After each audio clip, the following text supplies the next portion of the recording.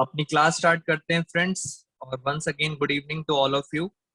आज की क्लास और जो आज का चैप्टर है it's very very important. Chapter number 8 में आपके साथ डिस्कस करने जा रहा हूं। चैप्टर नंबर 8 है जर्नल।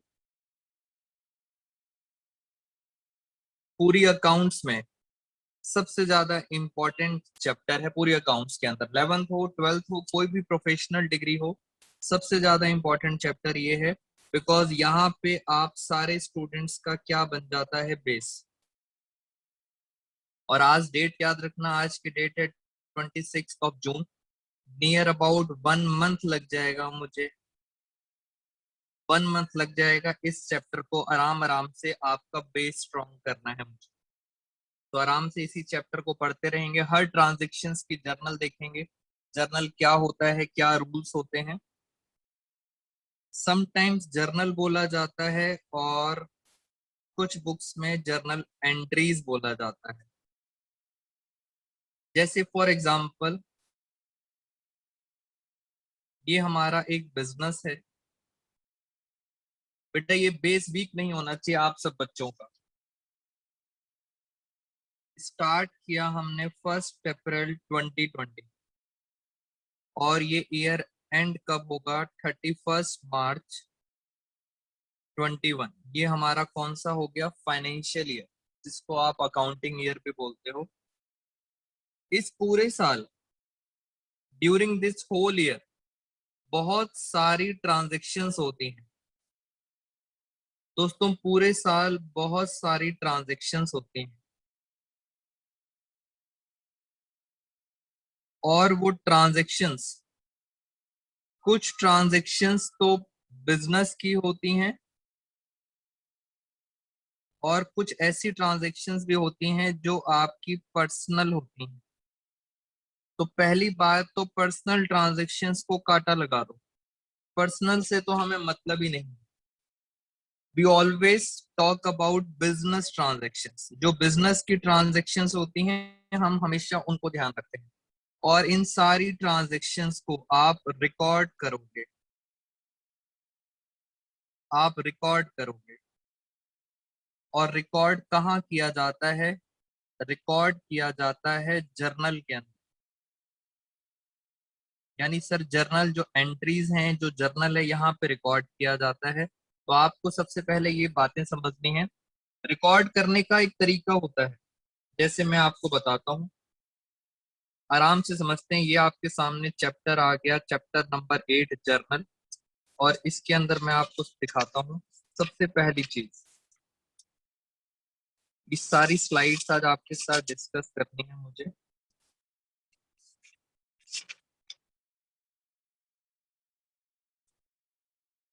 ये लिखा हुआ है टॉप पे, एडवांटेजेस, एडवांटेजेस ऑफ जर्नल। इसके अंदर सबसे इंपॉर्टेंट पॉइंट यहाँ पे लिखा है, first point, provide accounting data in chronological order. What do you mean by chronological order? इस ऑर्डर में आप रिकॉर्ड करते हो। क्रोनोलॉजिकल ऑर्डर का मतलब होता है जो आप ट्रांजेक्शन रिकॉर्ड करते हो वो सारी ट्रांजेक्शन डेट वाइज होनी चाहिए। डेट वाइज मतलब जो ट्रांजेक्शन पहले है सिस्टमैटिकली होनी चाहिए डेट वाइज। यानी सर पहले अप्रैल आता है, 1 अप्रैल, तो 1 अप्रैल की ट्रांजेक्शन, फिर 2 अप्रैल की, 3 अप्रैल, 4 अप्रैल, ऐसे ऐसे करते करते डेट वाइज आप ट्रांजेक्शन रिकॉर्ड करोगे। और इस सिस्टम को बोला जाता है chronological order. It means in short, जो ट्रांजेक्शन पहले हुई है उसको पहले रिकॉर्ड करोगे, जो बाद में हुई है उसको बाद में। दूसरी देखते हैं एडवांटेजेस क्या है। थर्ड पढ़ते हैं, प्रोवाइड प्रॉपर एक्सप्लेनेशन। इसका मतलब हर एंट्री के अंदर एक्सप्लेनेशन भी होनी चाहिए, ऑर्डर भी होना चाहिए और एक्सप्लेनेशन होना चाहिए फॉर रिकॉर्डिंग ट्रांजेक्शंस। अब एक्सप्लेनेशन को क्या कहते हैं? जब भी कोई आप एंट्री रिकॉर्ड करेंगे उसके लास्ट में आप नरेशन लिखते हैं। मैं अभी सब मतलब बताऊंगा क्या मतलब नरेशंस। नरेशंस का मतलब होता है, वेरी गुड उत्कर्ष, एक्सप्लेनेशन। इसका मतलब आप समझ गए कि सर नरेशंस का मतलब होता है एक्सप्लेनेशन। हर ट्रांजैक्शन में एक्सप्लेनेशन होती है, हम उसको अकाउंट्स में नरेशंस बोलते हैं। अब ये क्या होता है इसको देखते हैं जरा। इस तरह से हम रिकॉर्ड करते हैं ट्रांजैक्शन सारी की सारी। और अब जरा मैं आता हूं, एक एक करके स्टार्ट करते हैं आपके साथ। दोस्तों जर्नल की जरा डेफिनेशन पढ़ें। जर्नल इज अ बुक, ये भी एक बुक होती है ऑफ प्राइम एंट्री। सबसे पहले यही बनाई जाती है जर्नल। और क्या लिखा है, और a book of original entry, यानी सर सबसे पहले प्राइम एंट्री और ओरिजिनल एंट्री जहां रिकॉर्ड की जाती है, this is known as journal, in which transactions are first recorded. सबसे पहले यहाँ ट्रांजेक्शन्स रिकॉर्डेड होती हैं इन अ chronological order, it means date wise sequence, they are entered। जैसे जैसे वो होती जाएंगी वैसे वैसे आप रिकॉर्ड करते जाओ। तो ये चीजें होती हैं। अब स्टार्ट करते हैं जरा। जैसे फॉर एग्जांपल मैं आपको बताता हूँ, सबसे पहले फॉर्मेट देखें आप मेरे साथ। एक बार जरा फॉर्मेट दिखाता हूँ मैं आपको। जर्नल का फॉर्मेट इस यहाँ पे बना के सिखा देता हूँ।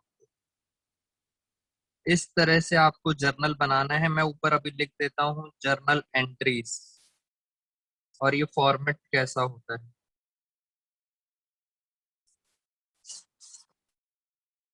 सबसे पहले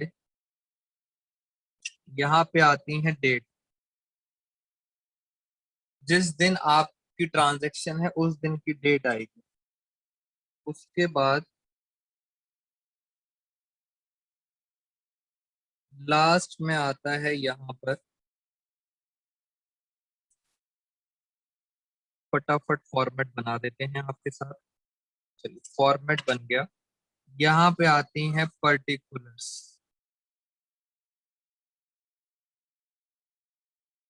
यहाँ पे आता है LF। अभी सब बताऊंगा एक एक करके क्या मतलब होता है। फिर यहाँ पे आता है अमाउंट,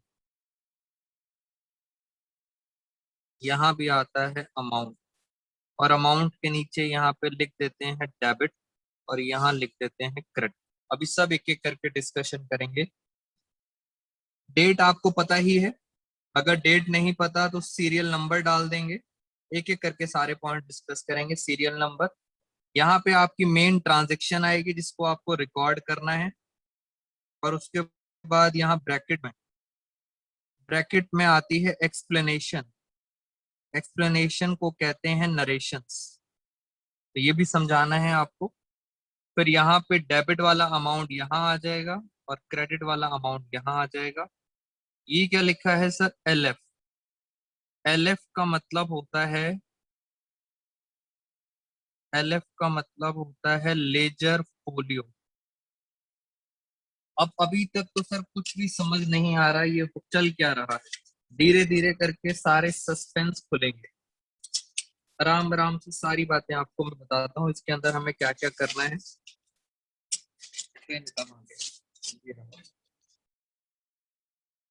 दोस्तों लेजर फोलियो का मतलब मैं यहाँ पे आपको इन शॉर्ट बताना चाहता हूँ। यहाँ पे आता है पेज नंबर। क्या है पेज नंबर? अब मैं एक एक करके आपको समझाना स्टार्ट करता हूँ वन बाय वन, और आपको धीरे धीरे करके अपने आप प्रैक्टिस हो जाएगी फॉर्मेट की। चलिए अब हम स्टार्ट करेंगे, और पहले मैं आपको खूब सारी ट्रांजेक्शन्स कराता हूँ, उसके बाद फिर हम आप सब बच्चों के डाउट्स लेंगे। ये देखिए, ये हमारे सामने फर्स्ट ट्रांजेक्शन है। फर्स्ट ट्रांजेक्शन क्या लिखी है, started business with cash 45,000। Started business with cash 45,000। अब आप जितना हमने टाइम लगाया है सब यूज हो जाएगा। बिजनेस स्टार्ट करा है, जब बिजनेस स्टार्ट करते हैं तो आपके पास कैश आता है और आपके पास क्या आ जाता है, कैपिटल अकाउंट। कितना कैश आ जाता है, 45,000, और कैपिटल कितना आ जाता है, 45,000। और इस सिस्टम को हम इतने टाइम से पढ़ते आ रहे थे, इस सिस्टम को क्या बोला जाता है? This is called double entry system. मैं सारे पुराने चैप्टर्स आपको याद करा दूंगा। कैश भी आ गया, कैपिटल भी आ गया। अब दूसरा क्वेश्चन, सबसे पहले आपको ये बताना है nature of accounts. Nature of accounts. और हम कौन सी अप्रोच पढ़ेंगे? हमेशा मॉडर्न अप्रोच। दोस्तों नेचर बताना है। कैश का नेचर क्या होता है? कैश का नेचर होता है असेट। कैपिटल का क्या नेचर होता है? कैपिटल का नेचर होता है कैपिटल। धीरे धीरे सब पुराना रिवीजन हो जाएगा। अब नेक्स्ट स्टेप, अब आप बच्चों ने मुझे बताना है rules. Rules of debit and credit.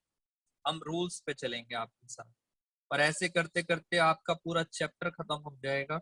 Rules, अब आपको सारी बातें याद होनी चाहिए। अगर असेट प्लस हो रहा है दोस्तों, असेट अगर प्लस होता है तो हम क्या करते हैं? डेबिट। और कैपिटल अगर प्लस होता है, कैपिटल प्लस होता है, तो हम क्या करते हैं? क्रेडिट। कुछ शॉर्टकट्स आपको खुद पता लग जाएंगे और कुछ शॉर्टकट्स मैं आपको साथ साथ बताऊंगा। तो हमने डबल एंट्री सिस्टम पढ़ लिया, नेचर ऑफ अकाउंट्स पढ़ लिया, rules of debit and credit पढ़ लिया, और अब जर्नल सीखते हैं, जर्नल। चलिए दोस्तों, डेट तो पता नहीं इसलिए मैंने क्या लिख दिया? Serial number. डेट पता नहीं थी इसलिए हमने लिख दिया सीरियल नंबर। और हम कैसे लिखेंगे? ध्यान से, पहले क्या आता है? डेबिट। पहले क्या लिखा है? डेबिट। तो क्या डेबिट हो रहा है? कैश। तो हम लिखेंगे कैश अकाउंट, बिल्कुल लास्ट में डेबिट। इस तरह से फॉर्मेट होता है, कैश अकाउंट डेबिट। और आप डेबिट साइड में लिखेंगे 45,000। सबसे पहले क्या आता है? डेबिट। कैश क्या हो रहा है? डेबिट। मैंने डेबिट लिख दिया। अब कैपिटल क्या हो रहा है? कैपिटल हो रहा है क्रेडिट। तो मैं कैपिटल को लिखूंगा क्रेडिट साइड में। और उसका लिखने का तरीका, तरीका देखें कैसे लिखते हैं। पहले थोड़ा सा गैप छोड़ते हैं, थोड़ा सा गैप छोड़ के फिर लिखते हैं टू, कैपिटल अकाउंट। और क्रेडिट साइड में लिखेंगे कितना अमाउंट? लिखेंगे 45,000। दोस्तों ये एक प्रेजेंटेशन का तरीका है। यहाँ पे हमने क्यों गैप छोड़ा? तो जैसा पीछे कस्टम से चलता आ रहा है, आप भी उसी को फॉलो करेंगे। Cash account debit to capital account. अगर मेरे से कोई पूछता है सर टू का क्या मतलब है, तो मैं आपको बता देता हूँ। टू का मतलब, टू का मतलब होता है क्रेडिट। टू का मतलब क्या होता है? क्रेडिट। और मैंने लिखा भी कहाँ है? Credit side. तो ये एक काइंड ऑफ तरीका होता है प्रेजेंटेशन का। और उसके लास्ट में हम लिखते हैं नरेशन। नरेशन कैसे लिखते हैं? स्टार्टिंग हमेशा करते हैं बीइंग। अभी आपको खुद समझ आ जाएगा हर चीज का मतलब। Starting always, always start from being. उसके बाद क्वेश्चन लिख देना, जो क्वेश्चन लिखा है वो लिख देना। बीइंग बिजनेस स्टार्टेड, बस लिखना है। थोड़ा सा एक्सप्लेनेशन आ जाए आपके पास। बीइंग बिजनेस स्टार्टेड, खत्म। तो बीइंग से स्टार्ट करेंगे और क्वेश्चन लिख देंगे, बाकी खत्म। धीरे धीरे करके भी और प्रैक्टिस हो जाएगी आप। अब हम चलते हैं क्वेश्चन नंबर 2 पर। मैं आराम से डाउट्स लूंगा, पहले एक बार कवर कर दूं। प्रेजेंटेशन और फॉर्मेट सब देखते हैं। पॉइंट नंबर 2, चलिए यहाँ पे आते हैं सेकंड ट्रांजैक्शन। दोस्तों सेकंड ट्रांजैक्शन पढ़ते हैं, लिखा क्या? Open a bank account with a deposit of 500। Bank के अंदर आपने 400 रुपये डिपॉजिट करे। जैसे ही 400 रुपये बैंक में डिपॉजिट करेंगे, बैंक में प्लस हो जाएगा। और आप सोचो आपकी जेब से क्या चला जाएगा? कैश चला जाएगा 400 रुपये। अब बात करते हैं नेचर की। बैंक का नेचर क्या है? बैंक का नेचर असेट है। कैश का नेचर भी क्या है? ये भी असेट है। अब रूल्स की बात करते हैं। अगर असेट बढ़ता है तो क्या करते हैं? डेबिट। और अगर असेट कम होता है तो क्या करते हैं? क्रेडिट। अब मैं आपको एंट्री करके दिखाता हूँ। Serial number 2। Serial number 2। चलिए एंट्री जरा ध्यान से देखते हैं। डेबिट क्या हो रहा है? डेबिट हो रहा है बैंक। तो मैं लिखूंगा बैंक अकाउंट डेबिट। कितने से डेबिट हो रहा है? मैं डेबिट साइड में लिखूंगा 400। फिर थोड़ा सा गैप छोड़ूंगा और गैप लिखने के बाद लिखूंगा 2। 2। 2 के बाद अब क्रेडिट क्या हो रहा है? क्रेडिट हो रहा है कैश। तो यहाँ लिखेंगे bank account debit to cash account. और क्रेडिट साइड में लिखूंगा 400। तो this is called journal entry. इसे क्या बोला जाता है? ये जर्नल एंट्री का फॉर्मेट है। और सबसे लास्ट में हम लिखेंगे एक्सप्लेनेशन। एक्सप्लेनेशन को आप सारे बच्चे क्या बोलेंगे? नरेशंस। याद रखना, this is called narration. Starting with being. Being bank account open, खत्म हो गई नरेशन। कुछ एक्सप्लेनेशन लिखनी है, दैट्स इट। इस तरह से हमारी सेकंड ट्रांजैक्शन भी खत्म। अब हम आपके साथ चलते हैं नेक्स्ट ट्रांजैक्शन। नेक्स्ट ट्रांजैक्शन में क्या लिखा है? नई नई बातें आप सीखेंगे। पॉइंट नंबर, पहले मैं ऐसा करता हूं, आपके साथ आसान आसान सी ट्रांजैक्शंस करा देता हूं जिससे आपको थोड़ा कॉन्फिडेंस आ जाए। फिर आएंगे और मुश्किल ट्रांजैक्शंस पर। तो हम चलते हैं आपके साथ पॉइंट नंबर 5 पर। चलिए पॉइंट नंबर 5 स्टार्ट करते हैं और अब थोड़ा सा स्पीड करेंगे। Salary paid. सैलरी पे करा।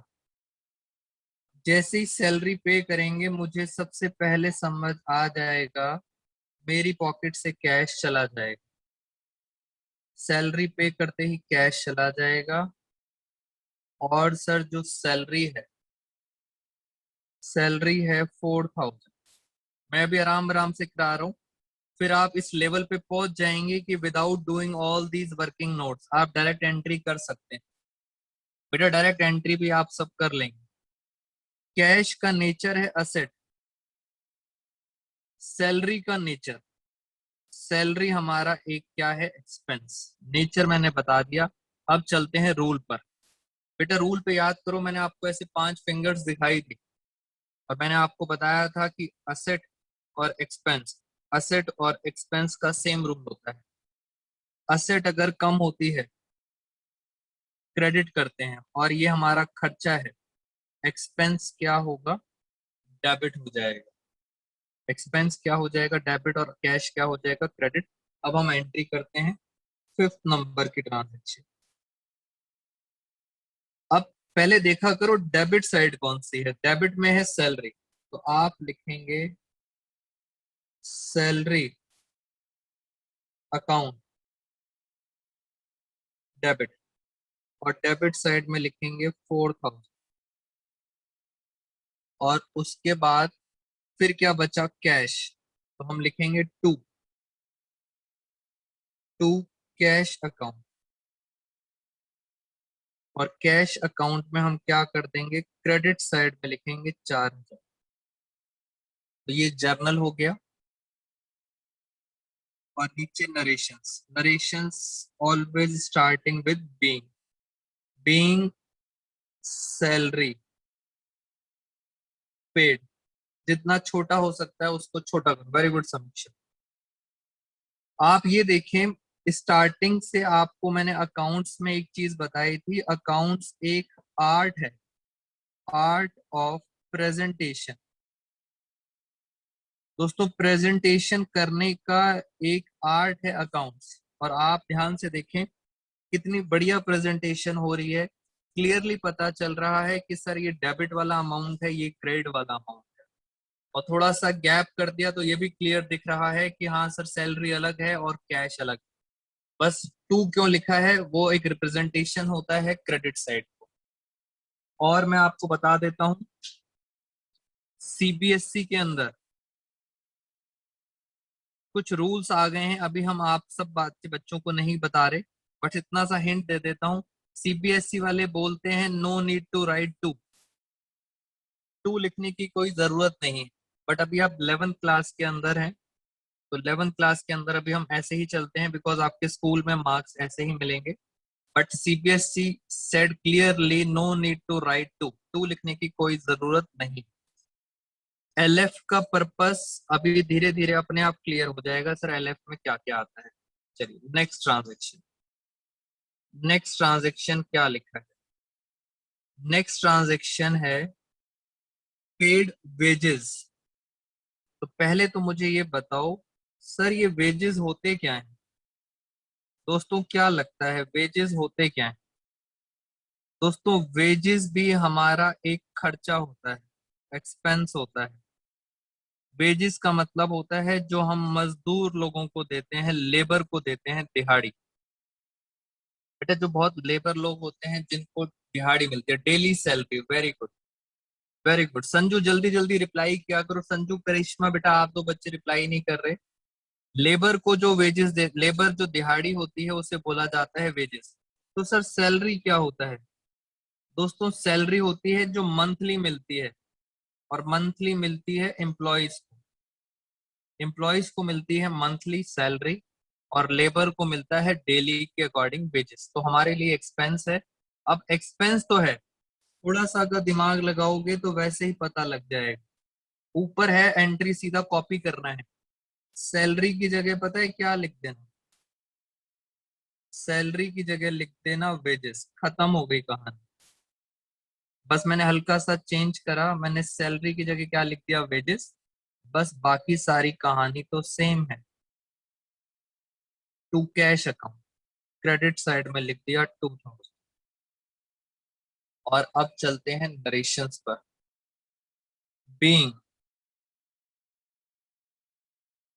Being, wages, paid, being wages paid. ये भी हमारा पॉइंट खत्म हो गया। बस आपको रूल्स याद होने चाहिए थे। और आगे चलते हैं दोस्तों। अब आ गया हमारे साथ 7th पॉइंट। 7th पॉइंट में क्या लिखा है? रेंट रिसीव लिखा है। रिसीव से साफ पता चल गया हमारे लिए इनकम है या एक्सपेंस है। जल्दी बताइए बेटा, रेंट हमारे लिए इनकम है या एक्सपेंस है? फटाफट। रेंट हमारे लिए इनकम है, क्योंकि रिसीव हो रहा है।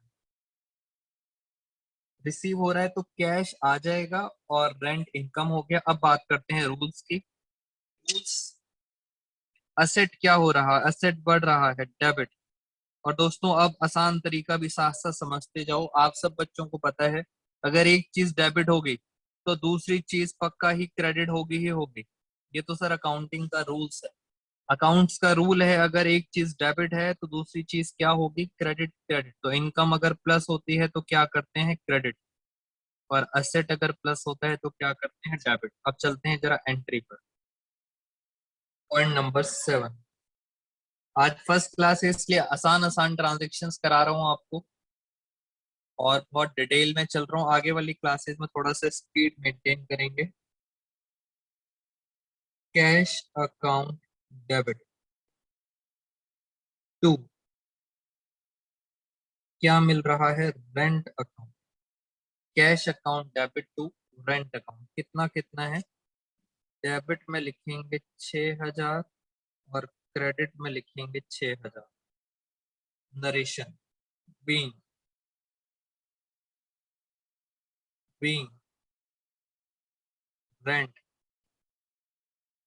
रिसीव। चलिए ये भी हमें बात समझ आ गई, बिंग रेंट रिसीव। और आगे चलते हैं।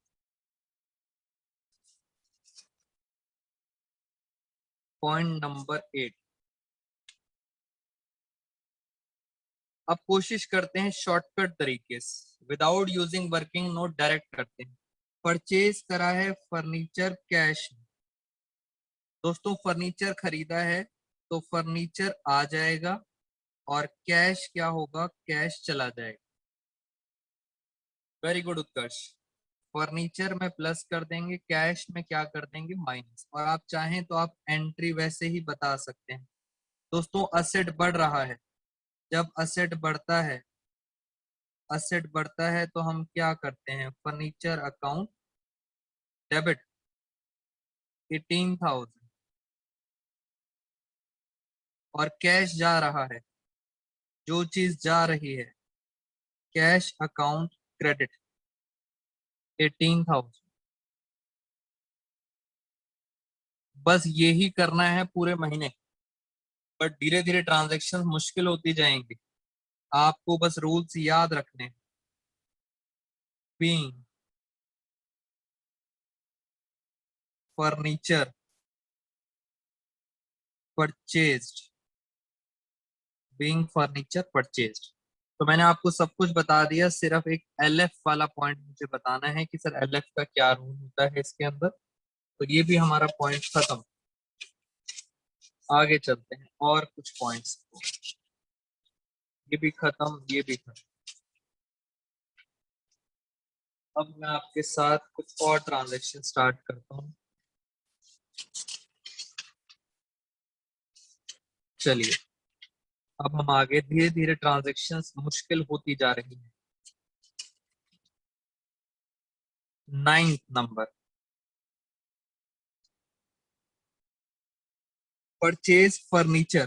फर्नीचर तो खरीदा है बट अब उधार पे खरीदा है। फर्नीचर खरीदा है इसलिए फर्नीचर तो प्लस हो जाएगा। दोस्तों जब उधार पे खरीदते हैं तो पता है वो कौन बन जाते हैं, जब भी हम उधार पे खरीदते हैं तो वो कौन बन जाते हैं, हमारे क्रेडिटर।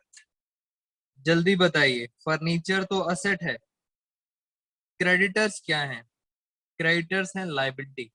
और चेक करो, असेट बढ़ रहा है डेबिट, लाइबिलिटी बढ़ रहा है क्रेडिट। एक अगर सही हो गया दूसरा तो सही होगा ही होगा। Very good. चलिए एंट्री करते हैं जरा। अब आप सब बच्चों को थोड़ा सा बेस समझ आ गया, अब हम स्पीड बढ़ा लेते हैं जरा।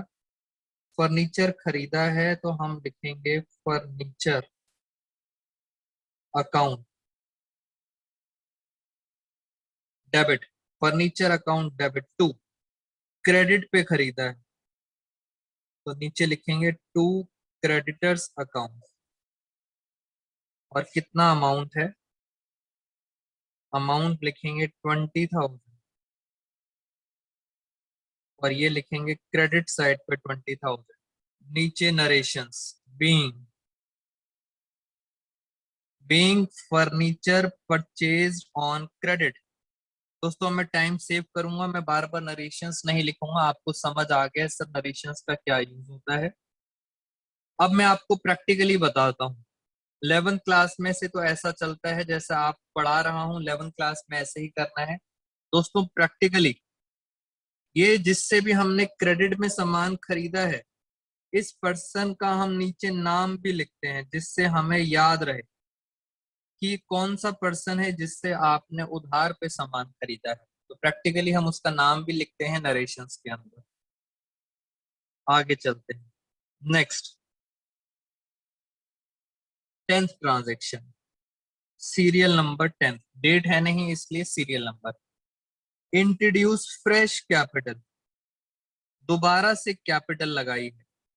दोबारा से कैपिटल लगाने का मतलब होता है एडिशनल कैपिटल। इसका मतलब बिजनेस में कैश आ गया और दोबारा से कैपिटल आ गया। दोस्तों कैश भी आ गया और कैपिटल भी आ गई।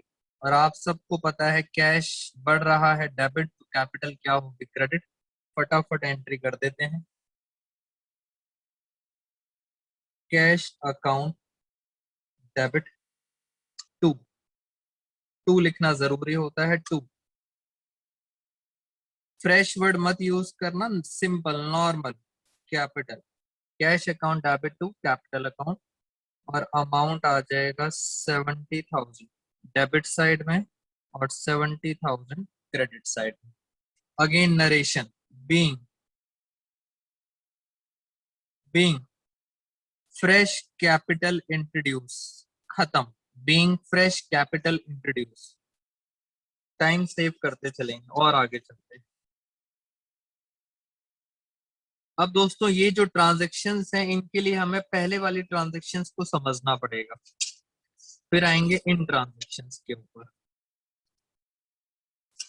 अब हम चलते हैं जरा 13th ट्रांजेक्शन। धीरे धीरे ट्रांजेक्शन्स मुश्किल होती जाएंगी बेटा, सारी ट्रांजेक्शन्स आसान नहीं आएंगी, मुश्किल ट्रांजेक्शन आएंगे। टेक योर टाइम और ध्यान से देखते हैं 13।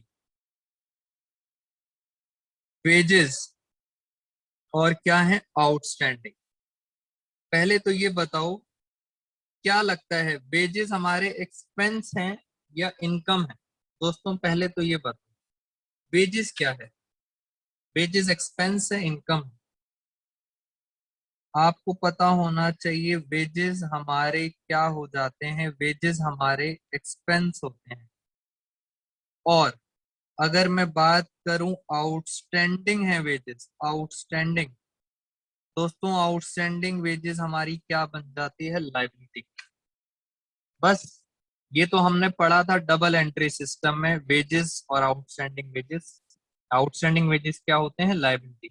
लायबिलिटी बढ़ती है तो क्या करेंगे, क्रेडिट। और अगर एक्सपेंस बढ़ते हैं, एक्सपेंस बढ़ते हैं तो क्या करते हैं, डेबिट। करें जरा एंट्री ध्यान से, पुरानी बातें हैं, कुछ भी मैं नया नहीं सिखाया, एंट्री करना सीखे मेरे साथ। हम लिखेंगे wages account debit to to outstanding wages account. एक नया अकाउंट खुल गया जिसका नाम है आउटस्टैंडिंग वेजेस अकाउंट। कितना कितना अमाउंट है, 5,000, 5,000 आ गया। अब याद करो, जब मैं आपको अकाउंटिंग इक्वेशन बताता था तो मैं अकाउंटिंग इक्वेशन के अंदर सारे के सारे एक्सपेंस कहाँ ले जाता था? आपको याद है अकाउंटिंग इक्वेशन में सारे एक्सपेंस कहाँ चले जाते थे, कैपिटल। और कैपिटल में क्या हो जाते थे, माइनस। तो दोस्तों अकाउंटिंग इक्वेशन एक बहुत बेसिक चैप्टर था। आप कभी भी अकाउंट्स को अकाउंटिंग इक्वेशन के बेस पे जज नहीं कर पाओगे। वो तो एक बहुत बेसिक चैप्टर था, वहां पे छोटी छोटी बातें बताई जाती थी। अब ये है चैप्टर जहां पे आप पूरा ओवरऑल अकाउंट सीखोगे। तो डोंट वरी कि सर अकाउंटिंग इक्वेशन में ऐसा होता था वैसा होता था, मेन चीजें अब सीखेंगे आप। Point number 14। अब मैं आपको बताता हूं, जैसे मैं 11th क्लास में बहुत वीक स्टूडेंट था।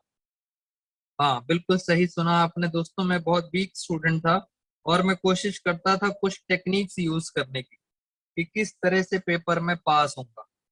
अब जैसे ये लिखा है रेंट पेड इन एडवांस, मैं अगर नालायक बच्चों की बात करूं तो मैंने यहाँ पे देखा, यहाँ क्या लिखा है, पेड लिखा है।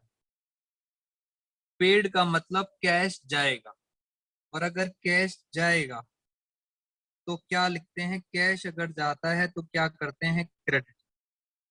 इतनी बात, क्योंकि मैं नालायक बच्चा था तो मैं उसके अकॉर्डिंग आपको समझा रहा हूँ। पेड लिखा है तो कैश जाएगा, कैश जाता है तो क्या करते हैं, क्रेडिट। इतना मैंने बता दिया। अब बाकी तो कोई भी बच्चा बता सकता है ऊपर क्या आएगा। दोस्तों ऊपर आएगा एडवांस रेंट, या ऊपर आ जाएगा prepaid rent, prepaid rent account debit. कितना अमाउंट आ जाएगा, 8,000। अब मैं अच्छे बच्चों वाले, इंटेलिजेंट बच्चों वाली बातें बता देता हूँ। जब भी हम प्रीपेड करते हैं, प्रीपेड कोई भी एक्सपेंस होता है, जब भी हम प्रीपेड करते हैं तो आप सबको पता है प्रीपेड एक्सपेंस हमारी क्या होती है, असेट होती है। जैसे प्रीपेड मोबाइल होता है, बेनिफिट मिलता है, और असेट्स हमेशा क्या होती हैं, डेबिट। इस तरह से मैंने आपको प्रीपेड रेंट को क्या कर दिया है, डेबिट कर दिया है। तो दोनों तरह से बच्चों ध्यान से समझ लें। अब बताओ जरा 15 ट्रांजेक्शन, कैश स्टोलन, चोरी हो गया। एक बच्चा कह रहा है सर बहुत दुख की बात है, कैश चोरी हो गया। बेटा दुख की तो बात है, बट अकाउंट्स में उस दुख को आपको एंट्री के रूप में करना पड़ेगा। अपने दुख को एंट्री के रूप में व्यतीत करो। कैश स्टोलन, कैश चला गया, कैश चोरी हो गया। अब दूसरा क्या आएगा सर, ये तो समझ आ गया, कैश चोरी हो गया। बेटा ध्यान से सोचेंगे। एक बच्चा कह रहा है बहुत दुख की बात है, वेरी गुड, दुख है सर, दुख को बोलते हैं लॉस है। तो लॉस हो गया हमें, loss by theft, loss by theft, चोरी हो गया। अब मुझे इतना पता है, कैश हमारा एक असेट है, और जितने भी लॉसेस होते हैं एक्सपेंसेस में आते हैं। ऑल लॉसेस एंड एक्सपेंसेस होते हैं, ये सारे एक्सपेंस हैं। मुझे इतना भी पता चल गया, एक चीज पता चलनी चाहिए, असेट कम हो रहा है, क्या करूंगा, क्रेडिट। असेट कम होता है तो क्या करेंगे, क्रेडिट। बस अगर इतना पता चल गया, एक्सपेंस अगर बढ़ता है, नुकसान हो गया, तो ये क्या होगा, डेबिट। अब मुझे एक बच्चा कह रहा है कि सर एक्सपेंस अकाउंटिंग इक्वेशन में कहाँ चले जाते थे, कैपिटल में चले जाते थे। बेटा अकाउंटिंग इक्वेशन एक बेस था, उसको बीच में नहीं लाएंगे। मैंने आपको पहले बताया था वो एक बहुत बेसिक चैप्टर है, उसको बीच में मत लाना। वहां पे जो चल रहा था बिल्कुल ठीक है, बट लॉस हमारा क्या होता है, एक्सपेंस होता है। अब जरा एंट्री करते हैं ध्यान से। मैं एंट्री करने जा रहा हूँ, मैं यहाँ लिखूंगा लॉस बाय थेफ्ट, चोरी हो गई, अकाउंट डेबिट। हर ट्रांजैक्शन को रिकॉर्ड करेंगे। टू, आपकी जेब से क्या जा रहा है, आपकी पॉकेट से जा रहा है कैश। कितने की चोरी हो गई, 25,000 की चोरी हो गई, आपके लिए नुकसान हो गया। लॉस हमेशा एक्सपेंस होता है, डेबिट। नरेशन में क्या लिखेंगे, बीइंग कैश स्टोलन। अमाउंट लिखने की कोई जरूरत नहीं है। चलिए आगे चलते हैं, पॉइंट नंबर 16, और उसके बाद आपके लेंगे डाउट्स। पॉइंट नंबर 16, पहले तो ये बताओ डेप्रीसिएशन, पहले ये बताओ डेप्रीसिएशन हमारा एक्सपेंस है या इनकम है। पहले तो ये समझ आना चाहिए, डेप्रीसिएशन क्या है, हमारा एक्सपेंस है। बेटा जितने ज्यादा शॉर्टकट दिमाग लगा सकते हो दिमाग लगा। मैं आपको सिर्फ डेप्रीसिएशन बताता हूँ, और एक्सपेंस हमारा क्या होता है, एक्सपेंस बढ़ता है तो हम क्या करते हैं, डेबिट। दिमाग लगाओ जरा मेरे साथ। तो आपने क्या करा, आपने लिखा कि सर डेप्रीसिएशन अकाउंट, आपने डेप्रीसिएशन को कर दिया डेबिट 2000 से। अब आपको पता है नीचे क्या आएगा, सबको पता है नीचे सर क्रेडिट में क्या आएगा, एवरीवन नोज। डेप्रीसिएशन किस पे लग रही है, मशीन पर। और मैंने आपको बताया था डेप्रीसिएशन का मतलब होता है fall in the value of assets. Very good Tushar, fall in the value of assets, यानी मशीन की वैल्यू कम हो जाएगी। डेप्रीसिएशन का मतलब fall in the value of asset, और असेट की वैल्यू अगर कम होती है तो क्या करते हैं, क्रेडिट। तो यहाँ लिखेंगे मशीनरी अकाउंट, मैंने शॉर्ट में लिख दिया है, आपने पूरा पूरा लिखना है मशीनरी अकाउंट। नीचे नरेशंस, एक्सप्लेनेशन हमेशा आएगी। तो ये भी सर पॉइंट खत्म हमारा। अब चलते हैं पहले आपके डाउट्स पर। अब कुछ और ट्रांजैक्शंस भी देखते हैं। अब एक बच्चा मुझे बोल रहा है सर अगर हम ऐसे हर ट्रांजैक्शंस को रिकॉर्ड करेंगे तो हमारा बहुत ज्यादा टाइम लग जाएगा। दोस्तों इसी वजह से कुछ लिमिटेशंस होती हैं। जर्नल की कुछ लिमिटेशंस हैं। वो क्या लिमिटेशंस हैं? Unsuitable for large volume of transactions. जहां पे बहुत ज्यादा ट्रांजेक्शंस होती हैं वहां पे जर्नल बनाने में बहुत टाइम वेस्ट होता है दोस्तों। अनसुटेबल होता है, बहुत ज्यादा टाइम लगता है। तो जहां पे लार्ज वॉल्यूम ऑफ ट्रांजेक्शन होती हैं वहां पे वो इसको फायदा कैसे उठाते हैं? वो कहते हैं जर्नल में बहुत टाइम वेस्ट होगा।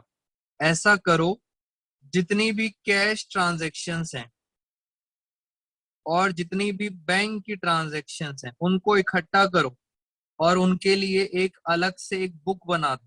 आपने पढ़ा है बेटा, कैश और बैंक ट्रांजेक्शन्स को इकट्ठा करो, जनरल मत बनाओ, उसके लिए एक अलग से बुक बनाओ जिसका नाम होता है कैश बुक। ऐसा क्यों कर रहे हैं? टाइम सेव करने के लिए। तो जितनी भी लार्ज वॉल्यूम ऑफ ट्रांजेक्शन, जहां पे ट्रांजेक्शन बहुत ज्यादा होती हैं वहां पे सारी की सारी कैश और बैंक जर्नल करने की जरूरत नहीं है। इनको उठाओ और सीधा एक बुक बनाओ, कैश बुक। ऐसे ही अगर हम गांधीनगर मार्केट की बात करते हैं, गांधीनगर मार्केट में बहुत सारी परचेज होती हैं। एक दिन में कम से कम 500 ट्रांजेक्शन्स होती हैं परचेज की और 500 ट्रांजेक्शन्स होती हैं सेल्स की। अगर बार बार जर्नल एंट्रीज करेंगे तो अकाउंटेंट पागल हो जाएगा, एंट्री करते करते ही पागल हो जाएगा। इसीलिए उन एंट्रीज को इकट्ठा करके क्या बनाया जाता है? परचेज बुक, सेल्स बुक बनाई जाती है। इट मीन्स जब भी हम ये बुक बनाते हैं तो इन बुक का पर्पस क्या है? To save the time. और इन बुक्स के साथ कभी भी आपको जर्नल करने की जरूरत नहीं है। तो परचेज बुक, सेल्स बुक, ऐसे और भी कुछ बुक्स बनाई जाती हैं। याद रखना इनका पर्पस क्या होता है? To save the time. चलिए हम आगे चल के पढ़ेंगे कैश बुक और बाकी सारी बुक्स। अब कुछ नया सीखते हैं आपके साथ। नया क्या है सर? यहाँ से स्टार्ट करते हैं दोस्तों। जब भी सामान परचेज करते हैं, जब भी सामान परचेज करते हैं, परचेज करने के आपके पास दो ही तरीके होते हैं, आइदर कैश और क्रेडिट। कुछ नया सीखेंगे इसलिए बी फोकस्ड। परचेज करने के दो ही तरीके होते हैं, या तो कैश में खरीदोगे या उधार में खरीदोगे। अब दो अलग अलग बातें हैं। या तो आप परचेज करोगे असेट्स, कोई भी असेट, जैसे आपने फर्नीचर खरीदा, असेट्स की बात हो रही है यहाँ पे। आपने कूलर खरीदा, बिल्डिंग खरीदी,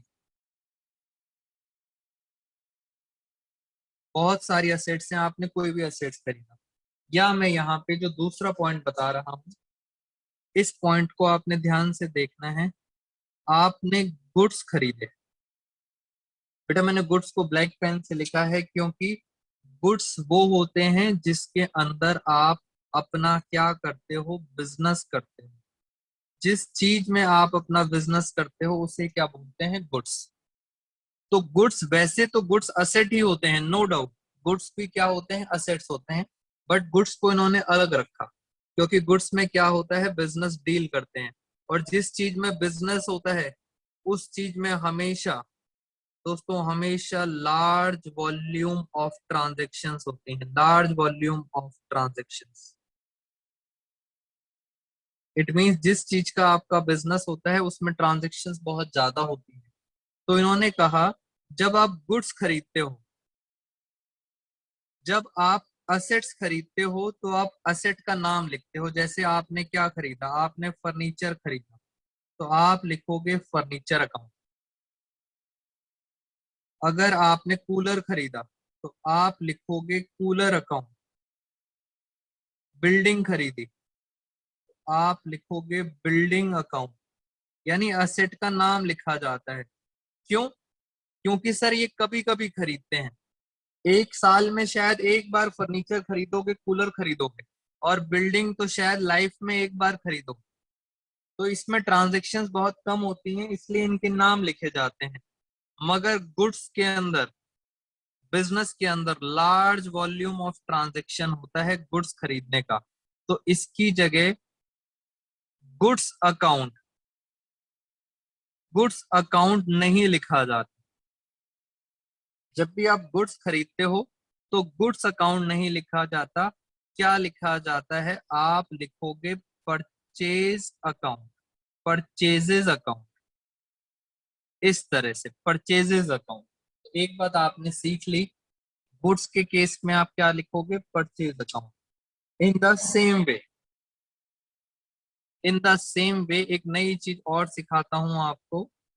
जब हम सेल्स करते हैं, जब हम सेल्स करते हैं तो सेल्स में भी दो तरीके होते हैं, आइदर कैश और क्रेडिट।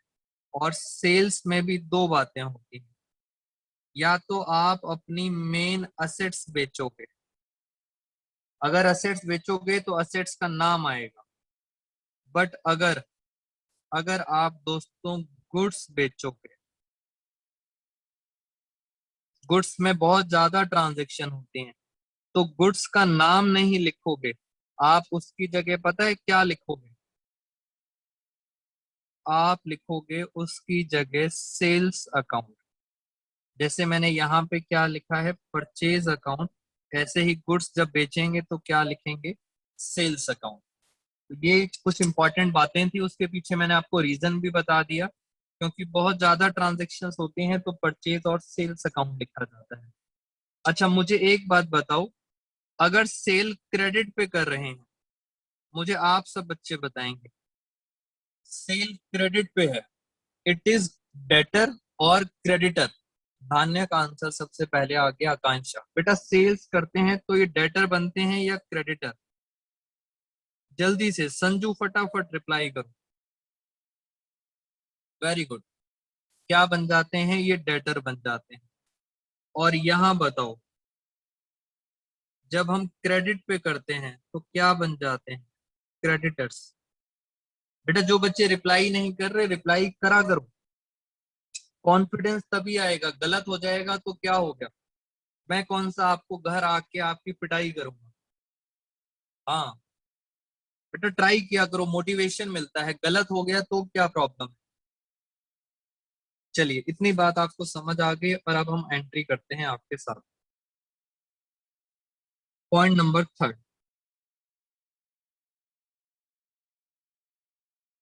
Broad, broad goods. बेटा ध्यान से, गुड्स खरीदे हैं, नाम लिखा है मैसर्स कालू एंड सन्स, नाम भी बड़ा खतरनाक सा है, मैसर्स कालू एंड सन्स, नाम लिखा है। नाम का मतलब आप सब बच्चों को पता है, जब भी नाम लिखा होता है इसका मतलब आपने उधार पे खरीदा है। वेरी गुड समीक्षा, आपने उधार पे खरीदा है, गुड्स खरीदे हैं उधार पे।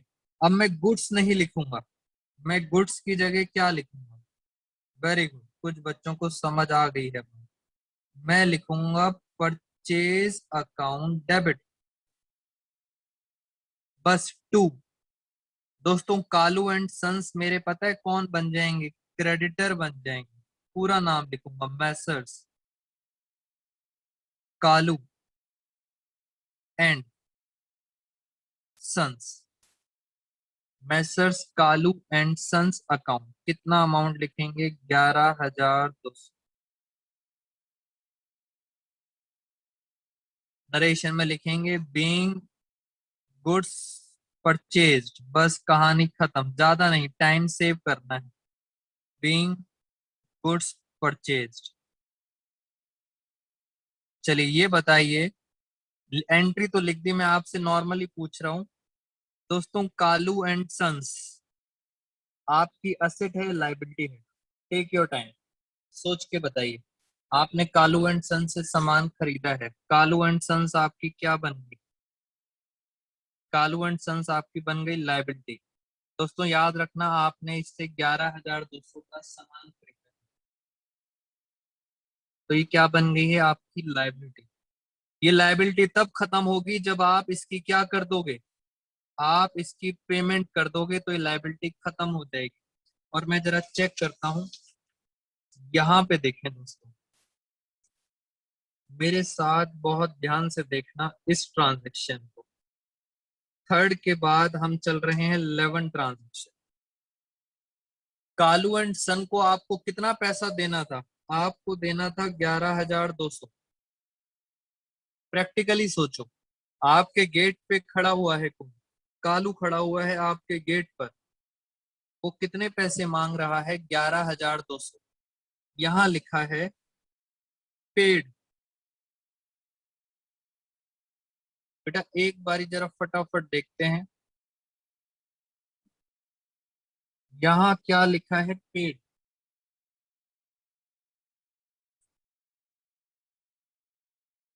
कितना अमाउंट पे करा है? पे करा है सिर्फ 11,000। 11,000 पे करा है, और आगे लिखा है फुल सेटलमेंट। फुल सेटलमेंट का मतलब होता है रिक्वेस्ट करके कहानी खत्म। देने थे 11,200, दिए हैं सिर्फ 11,000, और कह रहे हैं फुल सेटलमेंट, कहानी खत्म। तो पहले तो मीनिंग समझते हैं जरा, इसका मतलब क्या हो। बेटा मेरे साथ साथ जरा चलते हैं ट्रांजेक्शन नंबर 11 ट्रांजेक्शन पर। और आप सब बच्चे, मुझे इसका धीरे धीरे करके ट्रांजेक्शन मुश्किल हो जाएगी। जब पे करेंगे 11,000, तो इतना तो पक्का है, कैश क्या होगा? कैश माइनस होगा 11,000, क्योंकि कैश आपकी जेब से कितना जाएगा? 11,000। सोचो, वो जो कालू एंड सन्स थे, मैसर्स कालू एंड सन्स, दोस्तों कालू एंड सन्स जो थे, वो प्लस होंगे या माइनस होंगे? आप आराम से बताओ। कालू एंड सन्स हमारी लाइबिलिटी थी। कालू एंड सन्स हमारी लाइबिलिटी थी, और जैसे ही लाइबिलिटी आप पे करोगे, लाइबिलिटी खत्म हो जाएगी। मगर यहाँ लिखा था फुल सेटलमेंट, इसका मतलब पूरी की पूरी खत्म हो जाएंगे। 11,200 के 200 खत्म हो जाएंगे। फुल सेटलमेंट का मतलब पूरा का पूरा खत्म। और सर ऐसा करने से आपको फायदा हो गया। देने थे 11,200, दिए हैं सिर्फ 11,000। आपको 200 का फायदा हो गया। आपको क्या हो गया? प्रॉफिट हो गया। उस प्रॉफिट को अकाउंट्स में बोला जाता है डिस्काउंट। नया वर्ड सीख लिया आपने, और ये आपको डिस्काउंट रिसीव हुआ है। दोस्तों डिस्काउंट रिसीव हुआ है। जल्दी से बताओ इसका नेचर क्या होगा? इसका नेचर होगा इनकम। फायदा हो रहा है आपको, प्रॉफिट हो रहा है। चलिए मैं फटाफट बात करता हूं। असेट कम हो रही है, क्रेडिट। लायबिलिटी दोस्तों कम हो रही है, लायबिलिटी कम होती है तो डेबिट। और इनकम अगर प्लस होती है तो भी क्या होता है? क्रेडिट। रूल्स आपको याद होने चाहिए। करें सर जरा एंट्री, ध्यान से देखते हैं डेबिट में कौन आ रहा है? Kalu and sons. तो मैं यहाँ लिखता हूं messrs Kalu and sons account debit. उसके बाद कितना अमाउंट आ रहा है? 11,200।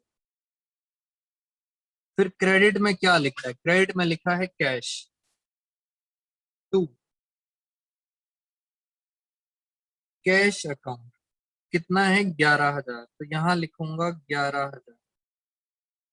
फिर क्या लिखा है? फिर credit to discount received account. Discount क्या हुआ है? रिसीव्ड हुआ है। कितना रिसीव हुआ है? 200। Being payment made to Kalu and sons.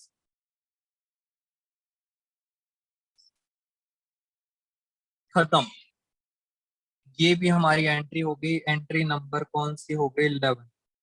मैंने आपको इसके अंदर नया क्या सिखाया है? नया सिर्फ मैंने आपको सिखाया है डिस्काउंट। ऑल दो ये बातें हमने पहले भी आपके साथ डिस्कशन की थी। डिस्काउंट रिसीव आपकी क्या हो गई, इनकम। और ये कब होता है, जब क्या लिखा होता है, फुल सेटलमेंट। लाइबिलिटी पूरे से खत्म होगी, कालू एंड सन्स जो है लाइबिलिटी पूरे से खत्म होगी, और कैश सिर्फ 11,000 जाएगा। चलिए और आगे चलते हैं, ये भी पॉइंट समझ आ गया। उसके बाद मैं डाउट्स लूंगा, एक और ट्रांजेक्शन करते हैं, 12th ट्रांजेक्शन। 12th ट्रांजेक्शन से पहले मैं हम अपने जरा पुराने पेज पे चलते हैं, एक और ट्रांजेक्शन रुक गई। दोस्तों ये ट्रांजेक्शन, और धीरे धीरे करके कुछ नया सीखते रहो, हर कुछ नया सीखेंगे हर ट्रांजेक्शन के अंदर। सोल्ड गुड्स, गुड्स सोल्ड करे हैं जिनकी कॉस्ट थी 8,000, आपने बेचा है 10,000, 10,000 में बेचा है। पहली बात तो राम लिखा है, राम का मतलब ये कैश में बेचा है या क्रेडिट में? बेटा नाम लिखा है, क्या लगता है? ये बेचा है क्रेडिट। 8,000 का सामान 10,000 में बेचा है। पहले मैं आपको नॉर्मली बताता हूं, अगर हम अकाउंटिंग इक्वेशन पढ़ते, दोस्तों अकाउंटिंग इक्वेशन पढ़ते तो आप बच्चे बताते सर गुड्स चले गए, गुड्स कितने के चले गए, 8,000। पहले अकाउंटिंग इक्वेशन से समझते हैं, वेरी गुड, कुछ बच्चों को समझ आ गया। गुड्स चले गए 8,000 से। ये जो राम है, ये राम हमारा कौन बन गया, राम हमारा बन गया डेटर। पता है कितने में सामान बेचा है आपने, 10,000। तो राम से कितने पैसे लेने हैं, 10,000। और आप बच्चे कह रहे हैं कि सर हमें प्रॉफिट हो गया, प्रॉफिट कितना हो गया, 2,000। अभी मैंने आपको अकाउंटिंग इक्वेशन पढ़ाई, अकाउंटिंग इक्वेशन में गुड्स कहाँ चले जाते हैं, असेट्स में। बेसिक चैप्टर है दोस्तों, याद नहीं करना, बस रिवाइज करा रहा हूं। डेटर असेट, प्रॉफिट हमारी इनकम होती है दोस्तों, और इनकम सारी कहाँ चली जाती है, इनकम चली जाती है कैपिटल।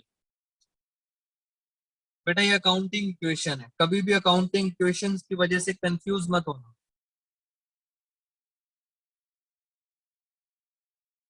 अब आप देखो, मैं एंट्री करने जा रहा हूं, जर्नल एंट्री। कुछ नया सीखते हैं जर्नल एंट्री के अंदर। सर ये बताओ, असेट बढ़ रही है, असेट बढ़ती है तो क्या करते हैं, डेबिट करते हैं। तो मैं लिखूंगा राम, आप राम लिख सकते हो, और अगर अपनी नॉलेज के लिए आप क्या लिख सकते हो, राम कौन है, हमारे डेटर, डेबिट। यहां तक बात समझ आ गई। अभी मैंने आपको बताया था, जब भी गुड्स सोल्ड करते हैं, जैसे गुड्स परचेज करते थे तो परचेज अकाउंट लिखते थे, जब गुड्स सोल्ड करते हैं तो गुड्स नहीं, क्या लिखते हैं, सेल्स अकाउंट लिखते हैं।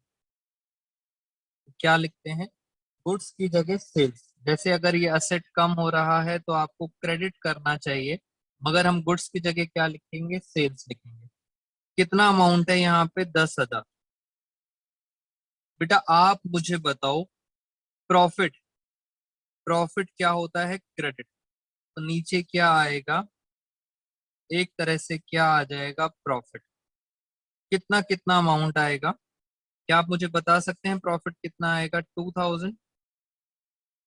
बेटा सेल्स कितनी आएंगी, जल्दी से बताओ, सेल्स कितनी आएंगी, 8,000।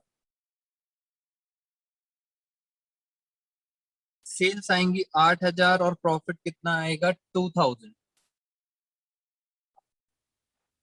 दोस्तों नया क्या है, बहुत ध्यान से सुनेंगे, बिकॉज जर्नल एंट्रीज बेस है आपका।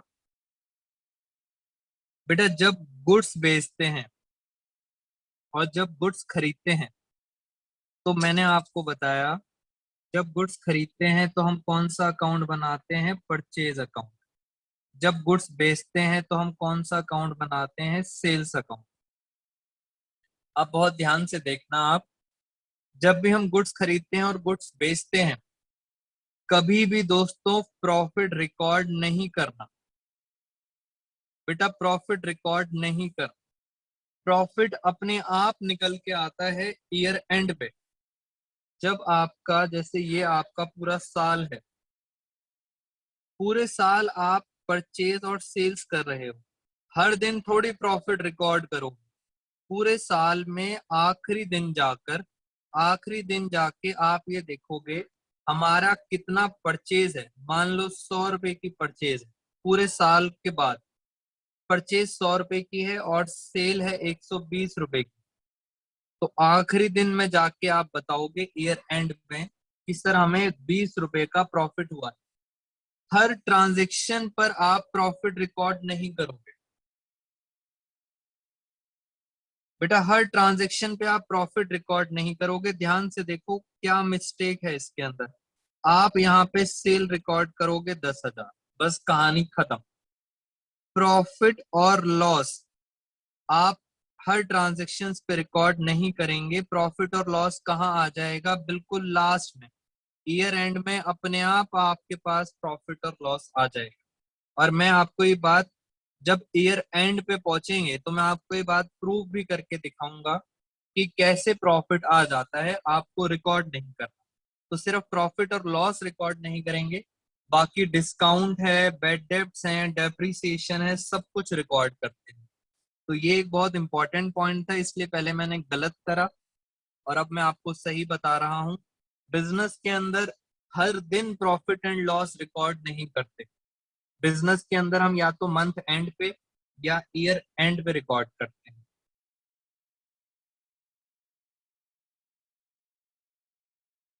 अब मुझे आपको ये बताना था, पहली चीज हमने पहले भी डिस्कशन किया था, जहां दोस्तों गुड्स आ जाते हैं, गुड्स का मतलब ही होता है बिजनेस। तो मैंने पहली चीज बताई आपको, गुड्स नहीं लिखते हम परचेज लिखते हैं। जब सेल के केस में गुड्स नहीं लिखते हम सेल्स लिखते हैं। पहली चीज मैंने आपको ये बताई। और मैंने आपको ये भी बताया था, अगर आपसे कोई पूछता है सेल्स का नेचर बताओ, तो आपने बताना है सेल्स का नेचर होता है इनकम, और इनकम हमेशा होती है क्रेडिट। ये हमने पहले भी डिस्कशन किया था आपसे। परचेज का नेचर, बेटा परचेज का नेचर होता है एक्सपेंस। ये बिजनेस का एक्सपेंस और इनकम है, क्योंकि इसी से बिजनेस चलता है। और दूसरी बात मैंने आपको बताया, कभी भी प्रॉफिट और लॉस रिकॉर्ड नहीं करते। ये हमने एक बात बता दी। और कुछ डाउट्स लेंगे उससे पहले मैं चाहता हूं आपके साथ कुछ और पॉइंट डिस्कस करें। ये हमारा पूरा पेज खत्म हो गया, ये तो हमारा चल रहा था, इस ये भी खत्म। यहाँ चलते हैं जरा, इसी बात पे जरा एक बार आप सारे बच्चे पॉइंट नंबर 12 की एंट्री बताएं। सोल्ड गुड्स, बेटा गुड्स आ गए, भगवान को याद कर लो, गुड्स आ गए। उधार पे बेचे हैं, कितने में बेचे हैं? 5,000 में। कॉस्ट कितनी हुई? 2,000 में। मैं दोबारा से समझा देता हूं। अगर हम अकाउंटिंग इक्वेशन की बात करें, तो अकाउंटिंग इक्वेशन में आप बच्चे बोलते हो सर गुड्स चले गए। कितने के गुड्स चले गए? 2,000। उधार पे बेचा है, उधार का मतलब होता है डेटर। डेटर हमारे पास आ गए 5,000, और ऐसा करने से हमारे पास प्रॉफिट भी हो गया। प्रॉफिट हो गया 3,000 का। ये आपकी अकाउंटिंग इक्वेशन है। बट अगर हम जर्नल की बात करें, जर्नल के अंदर क्या करना है? डेटर आपकी असेट है, और असेट अगर बढ़ता है तो हम क्या करते हैं? डेबिट। जल्दी से मैं यहाँ पे क्या लिख देता हूँ? Debtor, debtors account debit. कितना अमाउंट लिखेंगे? 5,000। बस। उसके बाद गुड्स और प्रॉफिट को रिकॉर्ड करने का तरीका कुछ और है दोस्तों। सीधा लिखेंगे सेल्स अकाउंट, हमारी इनकम है ये। कितने की इनकम है? 5,000 की। प्रॉफिट अपने आप रिकॉर्ड हो जाएगा।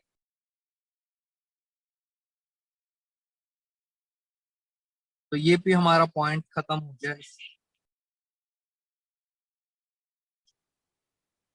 ये भी हमारा खत्म, debtor and sales. Accounting equation, और इसमें कभी भी कंफ्यूज मत होना बेटा, अकाउंटिंग इक्वेशन बार बार बोल रहा हूँ, बेसिक बेसिक चैप्टर है ये। चलिए और देखते हैं, बस फिर अपनी क्लास ओवर करेंगे, आपको इतनी बातें हमारी समझ आ गई हैं। अब हम चलते हैं आपके साथ नेक्स्ट ट्रांजेक्शन पर। ये बताइए, बॉट कार, कार खरीदी है मगर पर्सनल यूज के लिए। बहुत ध्यान से बेटा दिमाग लगाओ, रटना नहीं। कार खरीदी है पर्सनल यूज के लिए, क्या लगता है बेटा? आपके दिमाग में क्वेश्चन आना चाहिए। पर्सनल यूज का मतलब आपको पता है सर, ये ड्राइंग्स होती हैं हमारी, इसे क्या बोला जाता है? ड्राइंग्स बोला जाता है। और कार खरीदी है, वेरी गुड। तो आपने जब कार खरीदी है, बिजनेस के पैसे से कार खरीदी और वो अपने आप घर ले गए, इसका मतलब है आपने बिजनेस के पैसे से कार खरीदी और घर ले गए। बेटा जब कार खरीदेंगे तो आपकी पॉकेट से पता है क्या चला जाएगा? आपकी पॉकेट से क्या चला जाएगा? आपकी पॉकेट से चला जाएगा कैश। कार खरीदेंगे तो कैश तो जाएगा। कितना कैश जाएगा? 45,000। बट आपकी पॉकेट में कार नहीं आई, आपके बिजनेस में कार आई नहीं, क्योंकि कार तो वो उठा के कहाँ ले गया? Personal use. अब पर्सनल यूज को बोलते हैं ड्राइंग्स। पर्सनल यूज को क्या बोलते हैं? ड्राइंग्स।